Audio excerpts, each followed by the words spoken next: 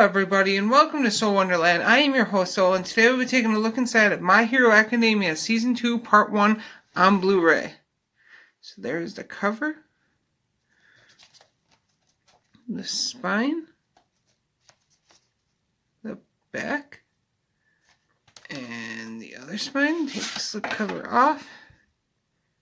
There you go. There it is.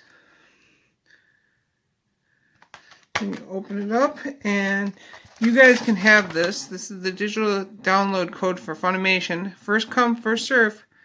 There you go.